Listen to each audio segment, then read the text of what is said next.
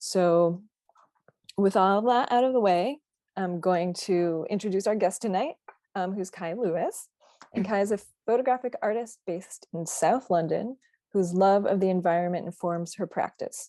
A pictorialist at heart, Kai's creative process is guided by her emotional response to specific sites, and she uses pinhole and cameraless methods to create images suffused with emotion, history, and nostalgia.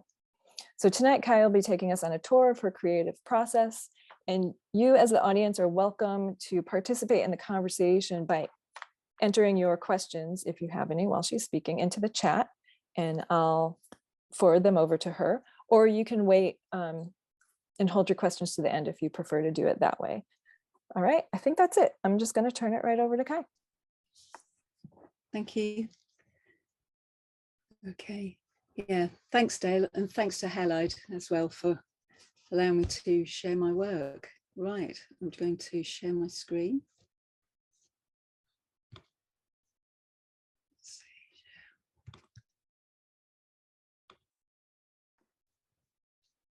Looks good. There we go. So thanks again. So a little light talk on slow photography, landscape, and some dead things. So firstly, I'd like to just briefly say that this will be an overview, and what will be sort of discussed and shown are a range of work from the last at least 10 to 15 years.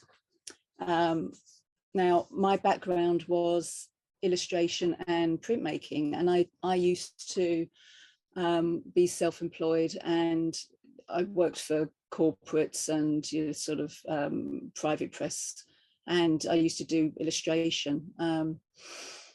The way I used to work then would be sort of the output would be mostly printmaking.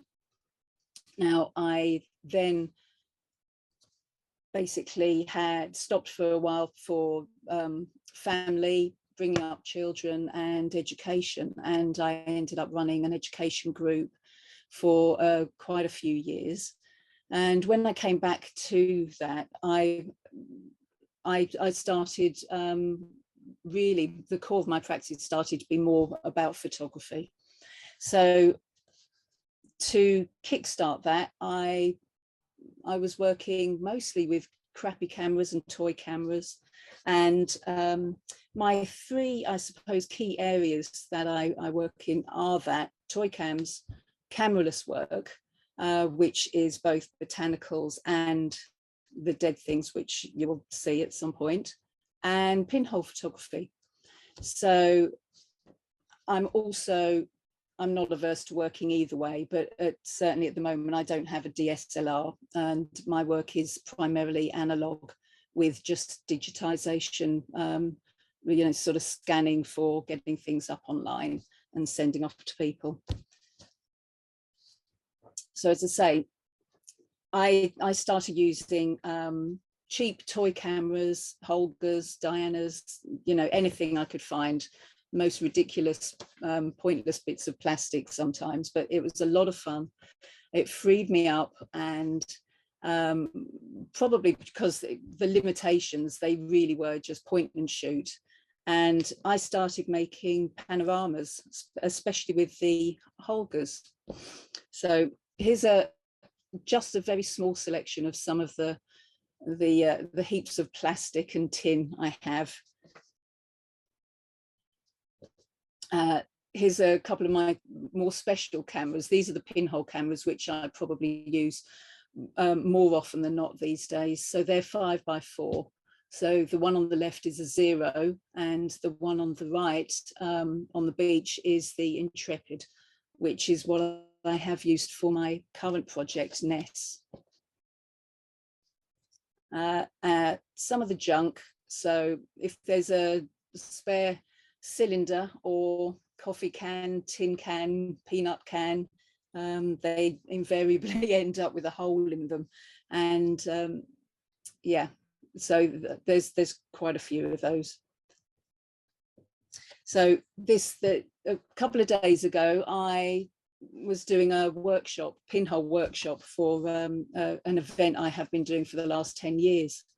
And I tend to get workshops that mean I have to do pop-up dark rooms. So the one on the left is actually in a straw bale shed, and it's not a big space, but I just had 15 people crammed in there with me, which probably not very COVID safe at the moment, but it meant we managed to take photos of the event, document that, and these were put up inside the straw bale shed. And it was basically, I had a range, everything from, or rather everyone from, I think probably about an 8-year-old up to, you know, sort of an adult, and they all managed to produce something, which was, it was a lot of fun.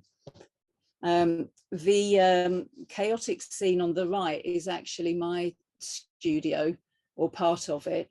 I have actually tidied it up today, but yeah, as you can see, there's an awful lot of trays, a lot of process, and in the foreground there's also a printmaking press, so I can do relief work, etchings, photogravure. So I'm just moving on now. These are now the Holgers. So rather than using them in what you would expect with their 6x6 format, I pushed that and often would expose the whole roll. So I could then either scan that and take a portion of that and sort of reframe that way, or I would limit it to about what would be equivalent to about 3 frames. So this is the, as I say, the penguin pool up at the London Zoo. And that's, that was the architect group, Tecton. So this is my local park, which is Crystal Palace, and you might be familiar with that from its name, from its historic aspect. And again, that's using a Holger and sort of just not winding on enough.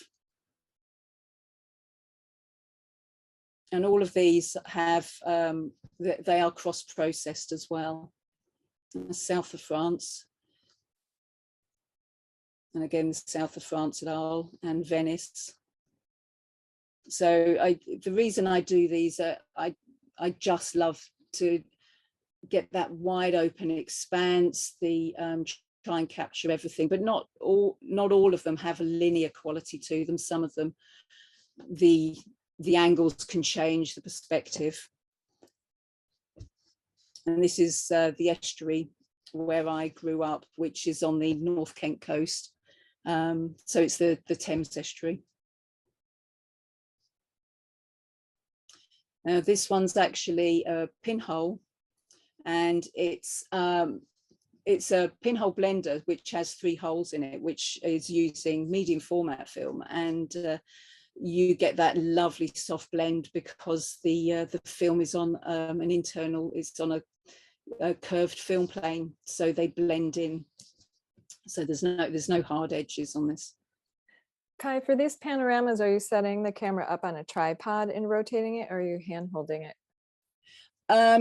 Bit of both, actually. So this one was literally sitting on that wall that you can see, and it has 3 holes, so I'm lifting up one at a time, and sometimes I'll turn it a little bit. But yeah, generally speaking, depending on where it is, it would be on some sort of tripod, even if it's a small one. Thanks. So this one is from a Diana. So the same principle as you would with the Holger. I've just sort of underclicked. And yes, the light leaks were a bonus on this one. So sometimes the overlapping and the multiple exposures that happen are you know, it just fortuitous really. Some are planned, some are a little bit more haphazard. Now this was quite a while ago now, but there was I used to do workshops and document a nature reserve, and on that nature reserve there would be education groups coming in, and they would do, you know, so in this particular instance they were learning about beekeeping, and so they were going through checking the supers and making sure the bees were all right. And to me it just seemed that that image at that point was just timeless. It could have been anywhere at any point, and certainly with the black and white and that lovely blend. Yeah, I just liked the movement that was going on. It was just, you know, they were buzzing around just as much as the bees were. So the same camera again, and just playing with the, you know, sort of the distance, so things were close up, far away. I was changing the planes. This is multiple exposure. Now this coastline is really close to my heart. It's where I grew up. It's where my current project Ness is sort of you know, mostly based around these buildings as well, and this particular stretch of the coast. And when I made this image, I wanted to have that silhouette, but also make sure that people understood that it was near the beach. So that's why I sort of overlaid the shells. So moving on, again, this is a coastal project, and Transience was very much about capturing moments from childhood, sort of nostalgic, but it was about things that, you know, could connect with everybody, something that I suppose we all have memories of, these little moments that I managed to capture, and I just, you know, sort of wanted them to be vague enough that they would resonate with everybody. So standing in the water and capturing these, and these were handheld.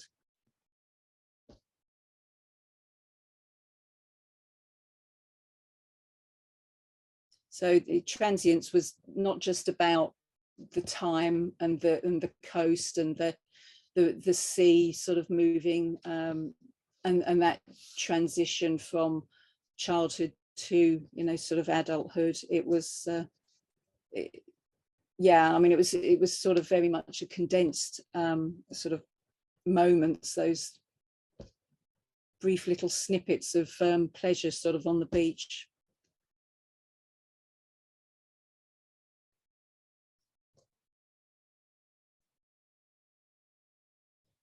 Some of these were shown in Berlin in 2015. So moving away from the coast, I was also doing the same sort of thing at the time with woodland.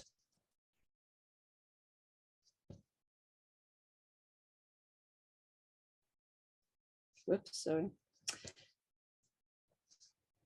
So same sort of coastland again, and juxtaposing sort of two two frames, and on these, this is from the zero, and it's a very tight sort of frame count, you know, they really do butt up next to each other, and I thought I would use that in order to create panoramas again. Again, with the tide in and out, you know, so it's just that passage of time and that condensing of it within one image. And I think what draws me to Pinhole is, strangely enough, is the blur, is that movement. So I will always try and get someone or something on the go. And just to finish this section on sort of like toy cameras and that. So moving on into fun things with dead stuff. So not so dead yet, self-portrait. This was using the lumen process and a digital negative. Now, this project came about when we were sort of camping at a festival, and I was talking about, I don't know, we were all discussing the Turin Shroud and how the sort of how the image had sort of migrated onto the cloth, and what sort of chemicals on the face would possibly have done that. And decided to actually try this with photographic paper. So I roped in a few people who ended up having face cream plastered all over their, sort of faces, and photographic paper literally wrapped across them, and then they were left out in the sun for a few hours in order to try and sort of sort of change sufficiently so that when they were fixed there would still be something there. And so in a way they were a bit more like chemograms.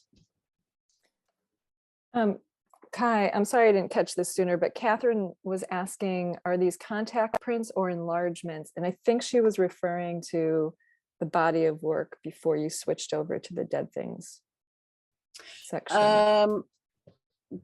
Could she be more specific with, I mean, the majority are, some of the earlier ones are just purely digital. It's obviously film and then it's been scanned, but some have been enlarged. So the ones with the children on the beach, they're enlargements. Okay. Yeah. It was that. It was the Holga and the Diana photos. Yeah. So Catherine, does that answer your question? Yeah, because some of them have been, they're either 35 mil or they're 120. So okay. Those particular ones aren't contact. They have all been enlarged at some point. Okay. Yeah, it seems like she's wondering about the scale. So if you're talking about little prints or larger prints, and it sounds like right. Yeah, no, they were probably the the latter with the children around about 10 by 8. Okay. Well, thank you. Okay. So these are actually lumen prints, and these are obviously on the screen are a lot bigger. So that's, I started doing lumen prints. I was teaching quite early on with these, and I don't know, I mean, we even managed to do frogs and fish and numerous things, but yeah, as you start out with botanicals, and I started applying sort of other household sort of unguents, oils, chemicals, fairy liquid, anything like that, in order to increase the reaction with the paper. So these were made probably about 13, 14 years ago, I think now. And I was also at the time experimenting with lumens direct to film.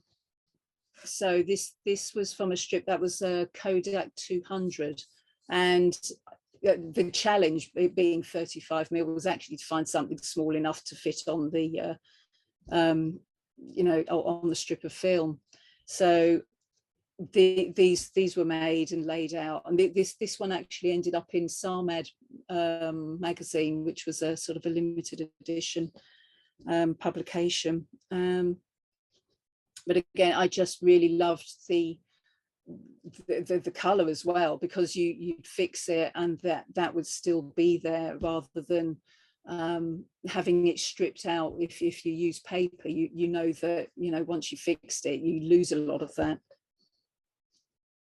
Kai, do you fix or do you not fix your lumens on paper? I generally fix them, but I usually scan them beforehand. So if I've got some really good color there, I will either photograph it or scan it first, so I've got a record of that, and then I'll fix them. Yeah. Thanks. And I do find that depending on the paper, some of that color will come back anyway once it's dried out, and it does seem to sort of return a bit, but obviously I'll lose some of those beautiful purples and reds on some of them. So this again was, as you can see, it was film. This one ended up in Jill Enfield's book on photographic processes.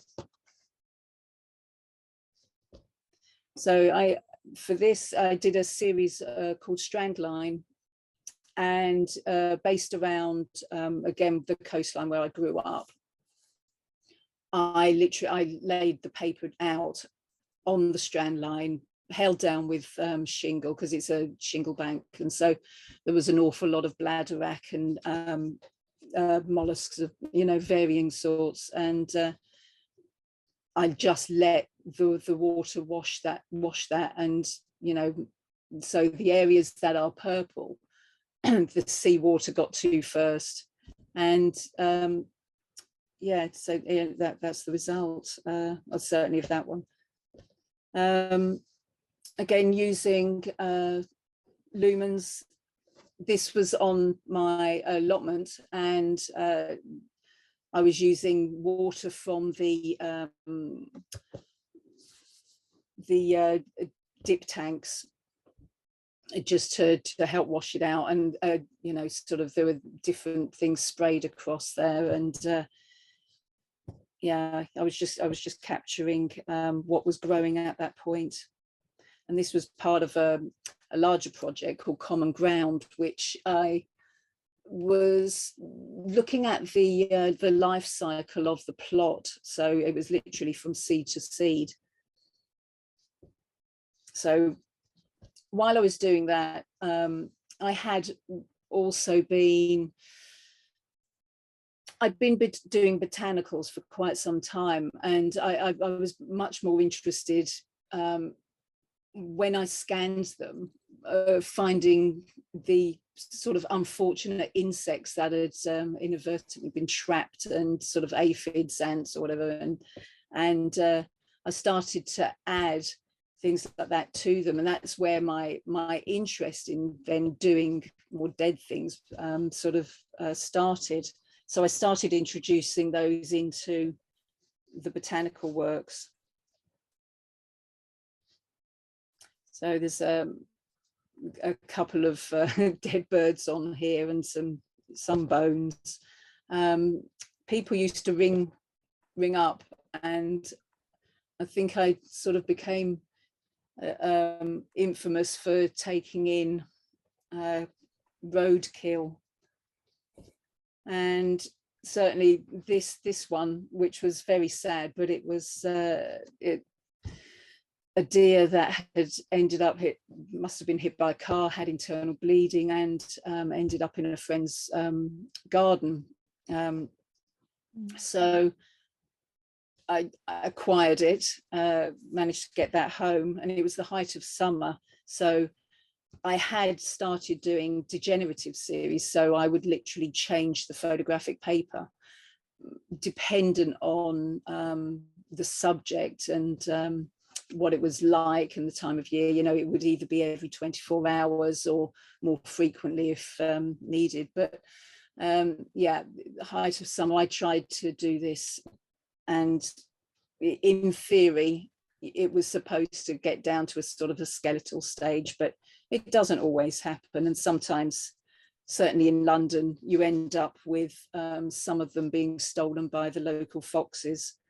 But I managed to get a few images of this one.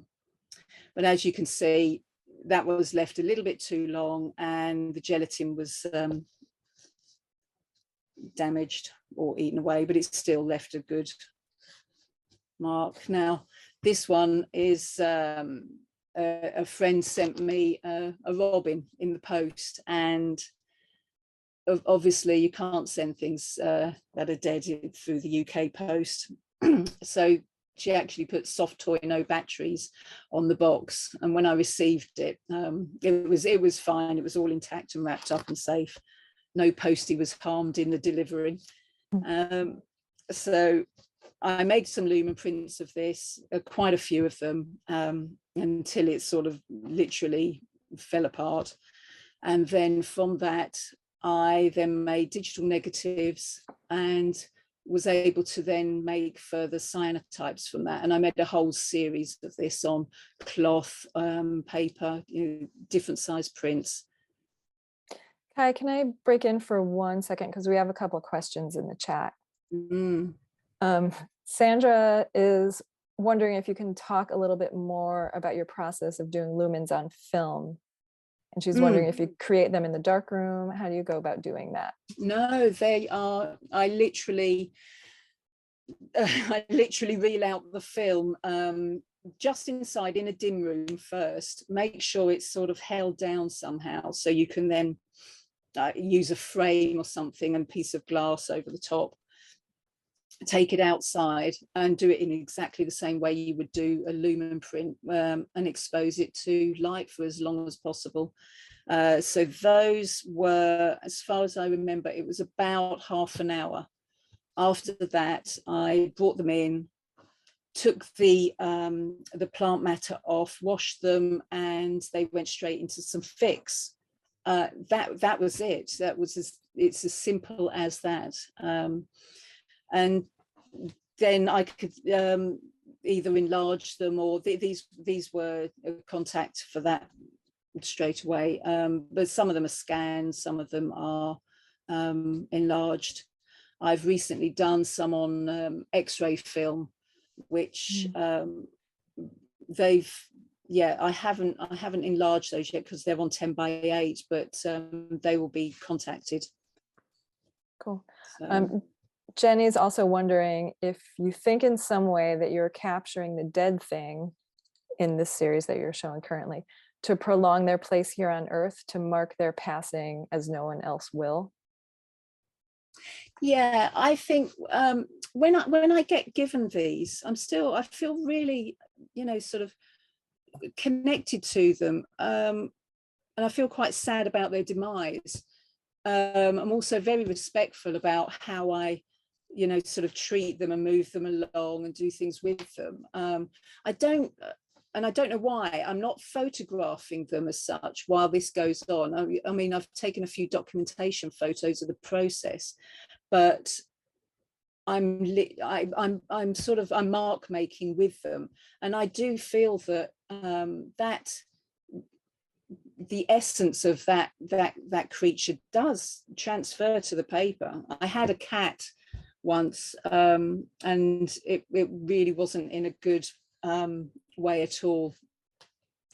This was one that I sort of been given it, and it had been run over, and it wasn't the most pleasant thing at all. But I laid that carefully down onto the paper, and what I found really strange for this was that some of it was missing, but what I found really odd was that those bits that were missing seemed to be there, and I should have put that in to show you. Its ears were missing, but its ears showed up on the paper, and I can't explain that. And that sort of was a bit freaky to me. And I mean, I must say nothing else has happened like that before, but that really struck me, and I don't know why. But yes, really, I do think I am trying to just give them a little bit more life, just to try and capture those, not necessarily the last moments, but a moment. Yeah. Thanks for the question. Great. All right, that's all the questions we have now. Thanks, Kai. Okay. So this one, I belong to a few different groups, and this one was for I belong to the Tunnel Collective, and there's sort of an art group that are they do quite sort of existentialist sort of themes. Now, this was observations of a dog, and the subject matter I'd chosen to use was actually a dead fox cub. So I'd made a cyanotype of that one, and then I used that cyanotype as a sort of a negative and flipped that. And for this process, I then used the chromoscadazic and messed around with getting color and everything around it, just to sort of bring it back to life. And it was very much about the observations of a dog was very much about sort of how sort of humanity is perceived and everything from the sort of the sort of dog's perspective. And I just thought it was funny. I know one fox cub became a dog, but it was seemed just right for this. So the Frugacious crow, again, there's something about feathers and lumen prints that always seems to work really well. And this actually looks very much like the crow itself rather than just the marks it left. Colleen is wondering, what is the process that includes color? Now, I know you're talking about lumens, but can you talk a little bit more about the process of the image making and why some of the color translates? Yeah, what for the crow? I mean, the photo paper obviously starts off, it's black and white photo paper, and it starts off as, sort of an off-white. And as soon as it's outside, it starts changing. So the silver halides, I believe, they sort of change shape, and dependent on what sort of liquids or whatever are on the surface, there'll be an interaction with those. On this one, there is it also is very much dependent on what type of paper as well, because sometimes I will use seriously expired papers. I've got some I've used Kodak bromide papers which were from the 60s, and I've got some Ilford, there's old Ilford speeds, and oh goodness, I can't yeah, I mean there's a lot, and you will get a different result and different tones depending on what paper you're using. The marks on here are things crawling over it, and they leave a residue as well. And those, I think basically each liquid sort of has its own sort of signature in a way. There's a splash of chromoscadazic stuff on this one. That's the orange on here. So I hope does that answer. I'm not really. I think so. Yeah, Colleen, does that answer the question for you?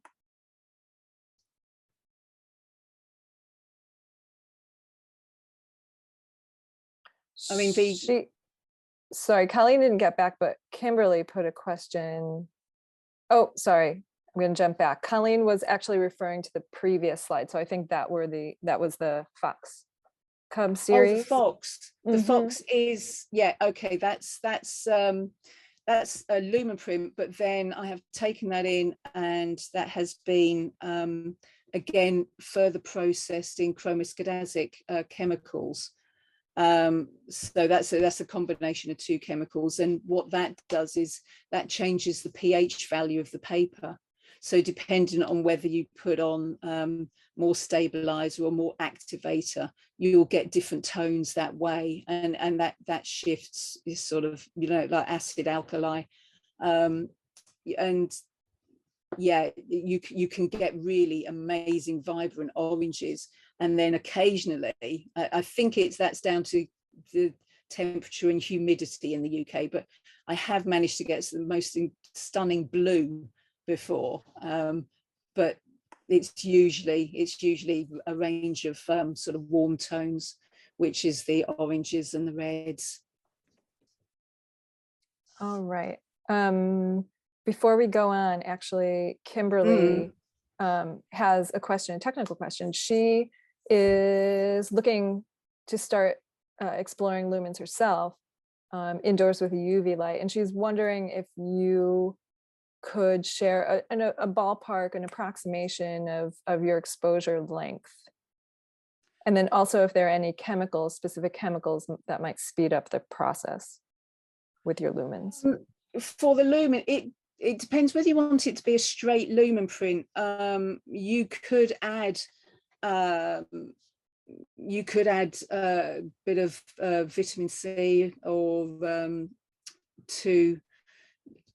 to the surface, just dilute that and add that, even squirting some lemon juice on. I would suggest that get some small pieces of paper, get some household, sort of kitchen stuff, the safe things that are foodstuffs, turmerics or whatever, anything from your kitchen, and try out something on each paper, and then you can see what you get. Okay, I mean, I've used different oils and then floated other things in that, but you will get a really direct hit and quite a dramatic shift, even if you just squirted on some orange juice or lemon juice. That will be quite marked. As for the length of exposure, say you were putting down I don't know, a leaf on the surface. If you're using, see, I don't know what type of exposure unit you're using. I mean, I generally here I use the sun. I do have an exposure. I've got a small exposure unit, but I've also got a 6 foot, an old 6 foot sunbed. If I'm doing large work and there really isn't, I mean, I'm in the UK, there's not a great deal of sun sometimes. So I can use that, but you'll have to do tests. Outside, I think the bare minimum for UK weather, UK skies is half an hour to get a good print. So with your exposure unit, you could probably do maybe 5 minutes. It's hard to say. So try some small pieces first and do work out some sort of like test strips. So trial and error and a lot of experimentation. Yeah, just initially. yeah. So if I move on, so these are some botanicals that were again part of my Common Ground project. But again, on these, I have just put a hint of colour. And this, in a way, was when I really started to control how I was applying and where I was applying these little hints. So it's physalis, so the sort of Chinese lanterns. And these were contact prints as well, by the way. So again, darkroom work for this type. So this more like a photogram come luminogram, because I was manipulating the light around it. Some elderberry. So there's a range of processes here. That one's chromo as well, and it reacted, so it really did silver out on the leaves. So sometimes when it really works, it just becomes like a mirror, and it's very difficult to scan or photograph, and you just end up you have to actually see the print itself.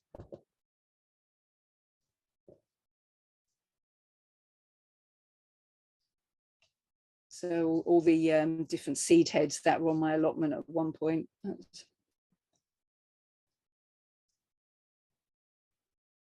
Honesty. And the bane of my life, couch grass. So yeah, I figured I'd start using it for artwork, seeing as I could never get rid of it from my allotment. So Kai, Catherine's wondering if they're fixed in paper or film fixer.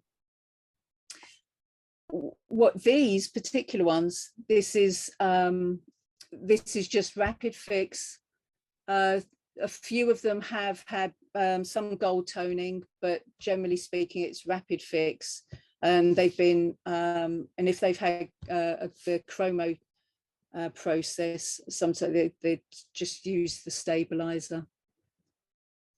So when you're working with paper, you use paper fix, and when you're working on film, you use film fix, and then the specific chromo chemistry. Yeah, okay. Yeah, absolutely. Thanks. So this was a tunnel collective project for Hearts of Darkness. So it was sort of using a cliche vert approach, and then the chromo again. So I was painting initially on glass, using that as a negative, and then working through. So these were sort of rivers, and quite a different approach, but very a specific theme. So moving on to one of my bigger projects, that's Searching for Light, was strangely started on my allotment. It was a double durational project, a little off the wall, but while I was planting, I decided to, instead of sticking these seeds in the ground, I decided to put them in some cameras. So I ended up making 24 cameras. I placed those around my allotment site. And the idea was to look at how these seeds grew, whether or not the placement of them, the aspect, so whether they were facing north, south, east or west, in direct sunlight or the shade, sort of made a difference to the contents of the cameras. So I was hoping to capture both the sun and the growth, and in theory, the seeds would grow towards the pinhole, which for the most part they did. Some of them died, but some, as you can see on this one, worked. So the lines going across are your standard sort of arc of the sun in as solar graphs, and all the breaks in the lines are actually cloud cover. So this one, as you can see, the seed was growing. This one, sun worked great, but the seed stayed pretty much sort of where it was. It didn't germinate properly.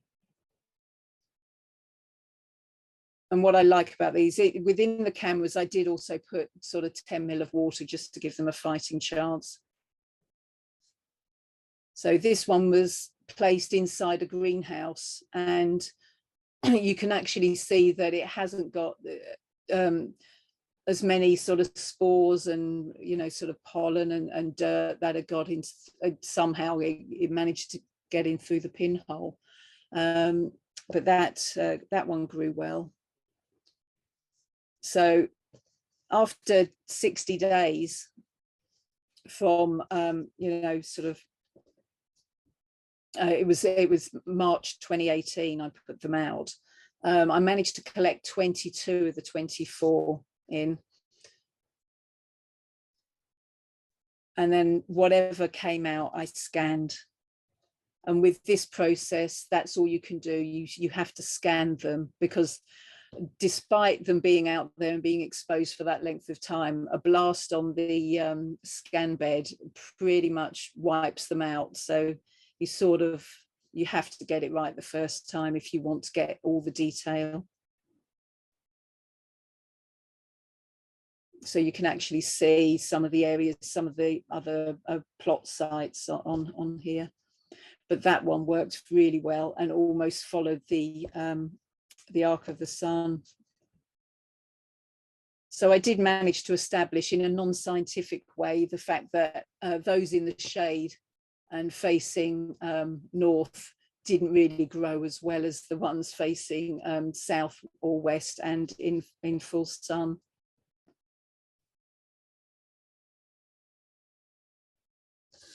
So moving on to Ness, which is still, that's definitely a work in progress at the moment.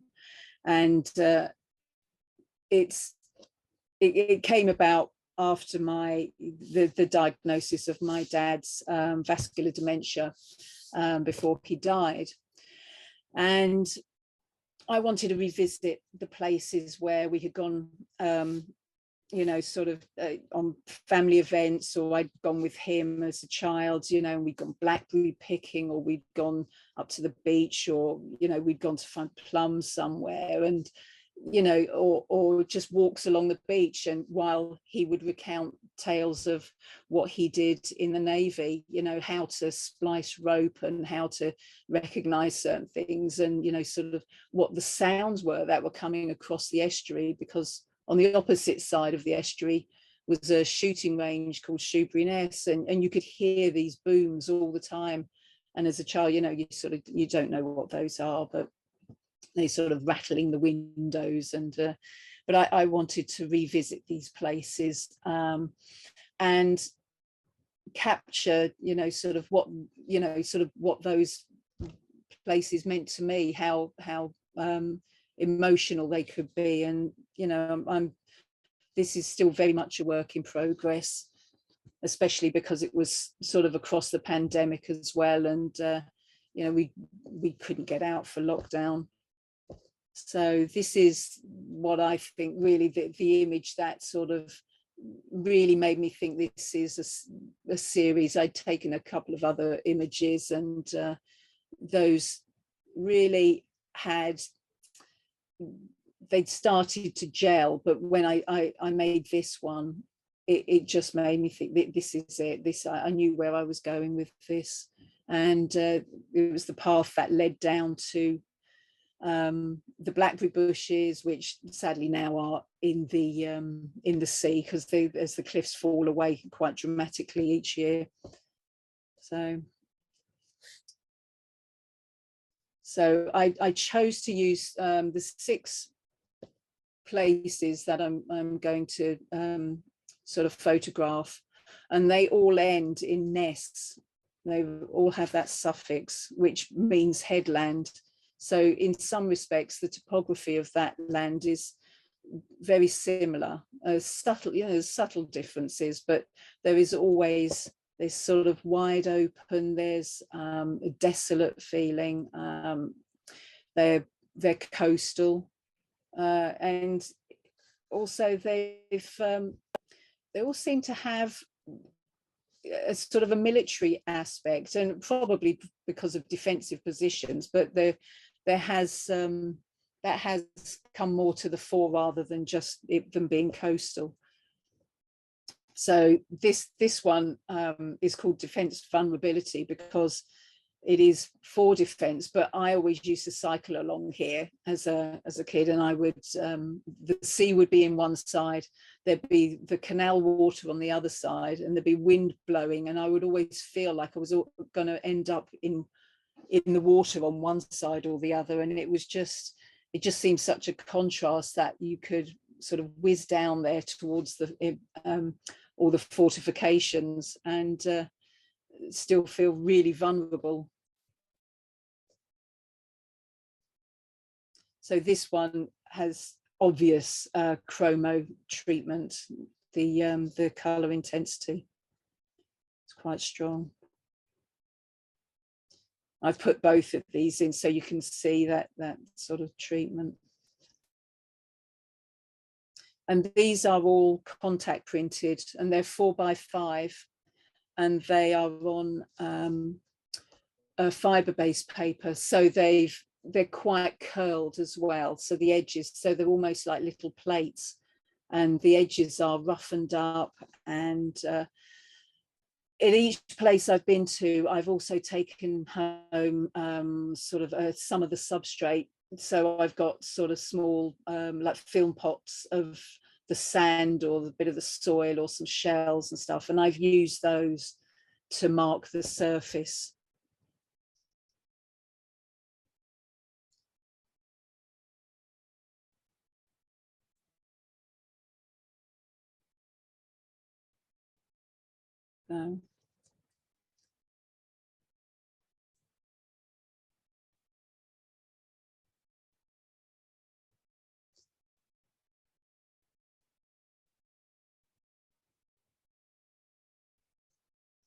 So this one, still part of the series, but I've used cliche vert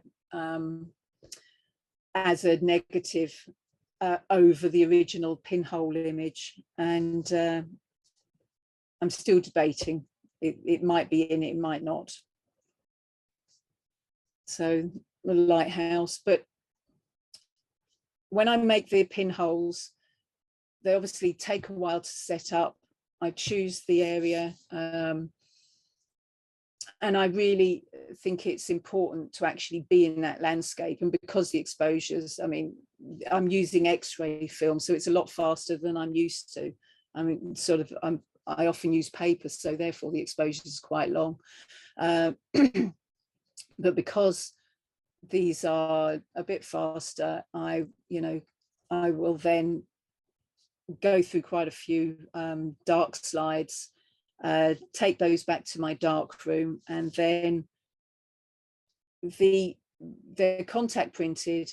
The reason I'm adding the color to these, other than just keeping them straight black and white pinhole, is because I want to introduce an emotive element to it, where I'm painting on sort of and trying to inspire or sort of evoke some sort of memory and emotion into it. So I'm, some of them where there's clouds coming down, and I'm literally trying to paint on with the chemicals and light at the same time. So it's an interesting process, and it gives me the time while I'm doing that, because sometimes they do actually take a while to do. And it just makes me think about being in the landscape again.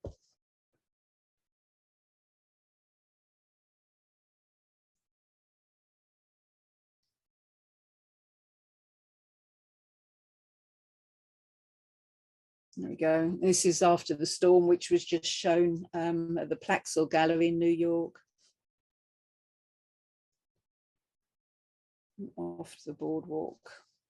So my last series for this evening that I'm going to share is, again, this was started in sort of during lockdown last year, and I have quite a wooded garden for a South London sort of typical London garden anyway.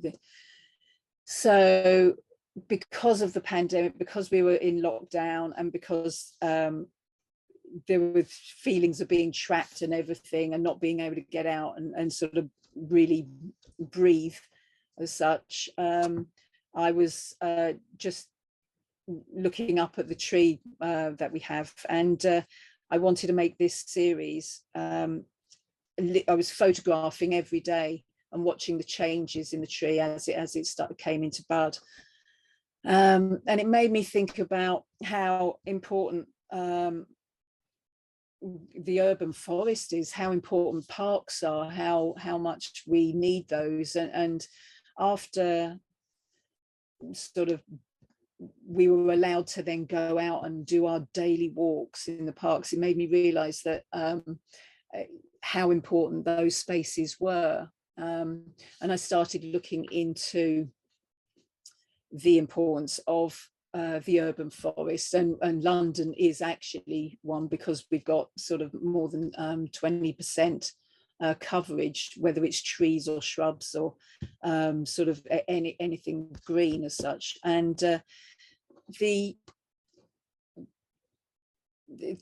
initial project, starting in my garden, it will expand to I think certainly the local parks, and where I live is part of the Old North Wood, and I want to include that, but I'm not documenting. And when you see the photos, they're not obvious trees. This was very much about their sort of graphic quality in a way, and they were looking more like, to me at the time, they were looking more like lungs, and the pollution levels that we were considering, and also with COVID, it was about it was about the lungs. It was about being able to breathe. And I could see the parallels between the two, and the fact that you know, the branches, the twigs and everything looked like alveoli to me. And so I came up with this project. So these are shot on 10 by 8, and they are contacts. And there are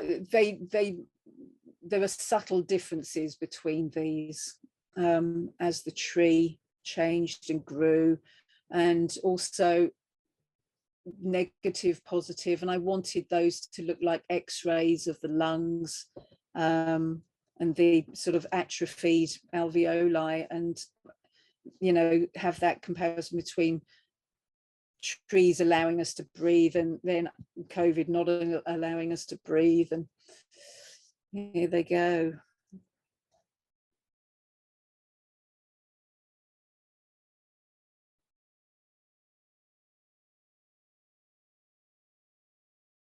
So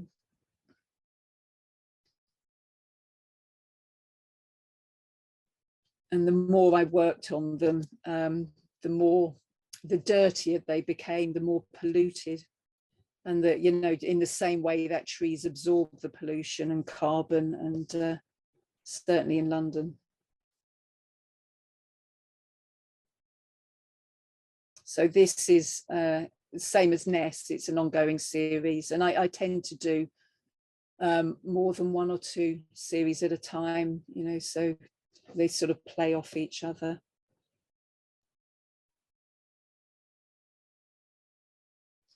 And thank you.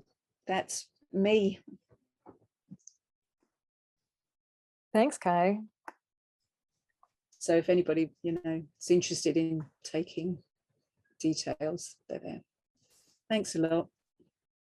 Yeah, and if anybody has any questions that you didn't put in the chat while Kai was talking, you can feel free to put them in the chat now, or there's the raise your hand function if you want to ask a question with your voice rather than just typing it in.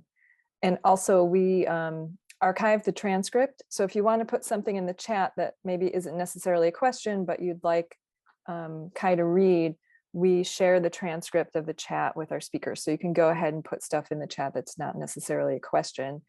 And we have actually had some comments. Jen said the series, the solar graphs with the seeds, is their favorite body of work of yours. And Jenny also thought that was a very expressive series, powerful and yet so simple, life and turns of the planet all at the same time. And then Kimberly wrote of Ness that they're wonderful, really strong and emotive work, and she hopes that making them was cathartic. Thank you. Yeah. And then Jenny says, oh, sorry, people are putting in stuff in the chat. Oh, Jenny, I lost your comment. There it is. Amazing, wonderful work. There are some real stories in each frame, and the trees remind her of fairy tales. Excellent. So keep putting stuff in the chat, questions or comments. And I see that Jeff has, oh, there we go. Jeff has raised his hand. So I'm gonna, you should be able to turn on your mic now, Jeff. Can you hear me? Yep. You see, Hi, good Jeff. things come to those who wait. It's nice to see you there. Hey. So Thank you.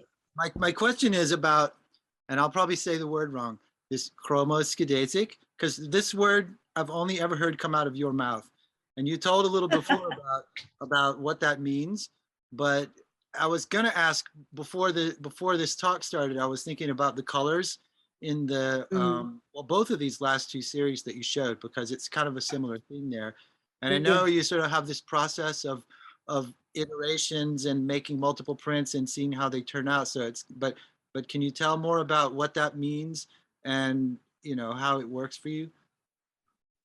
About doing the multiples? No, about the color. I'm curious with the color. Oh, about the color. It's chromoskedasic, I guess. Is that the right word? Am I saying it right? Yes, no, you're saying right. Yeah. I don't know. I sort of stumbled across it. and I started applying it to the botanicals first, and then just that introduction of color.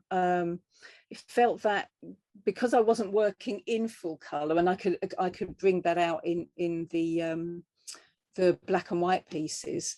Just I don't know, I found it really interesting that, dependent on how much of one chemical or the other, that I could change the color of black and white paper. I mean, in some respects, with thinking about it, actually, you know, the same occurs with the lumen prints and the solagraphs that I'm all using. It's all black and white materials, and they all end up in color. It makes me wonder whether or not I would actually flip that around if I was using color. But the chromo is it's a funny old process, really, because it's one that you're not really supposed to have control over at all. You know, it's got so many variables about the humidity, the temperature of, you know, if you're doing it properly and you're actually immersing things, or you're putting them in trays and heating those trays up, you know, you can end up with really wild colors. So for me at the moment, I'm treating it in a quite a controlled way, because I'm not using tray development. I'm actually painting with them. Yeah, that was my next question. Yeah, it's not really about immersing it so much as you're really painting it, like I you know, am. be able to lighten prints and such, that sort of thing. Yeah, as though I was, you know, if I was using watercolors or oils or something. I am using brushes. I'm painting this on, so I'm a bit of one, bit of the other, just to get that flow right and get the result. And yeah, I mean, sometimes it doesn't always work, and I end up with multiples, and they are all unique pieces. And it's all they're under very light? similar. Pardon? It's all under safe light, like so these, and then after you're done you fix them, or? A part of it's under safe light, and then the light goes on, and it's sort of it's a dim light, let's say. Mm-hmm. Well, yeah, yeah, but it's still a controlled light, and I'll, you know, I use UV and stuff as well in order to sort of get certain effects. Don't tell us that, that's the secret. I won't tell you anymore. Okay, ciao, it's nice to see you. Thank you. Yeah, thanks for your question. All right, so if anybody else has questions, technical or otherwise, you can put them in the chat or use the raise hand function.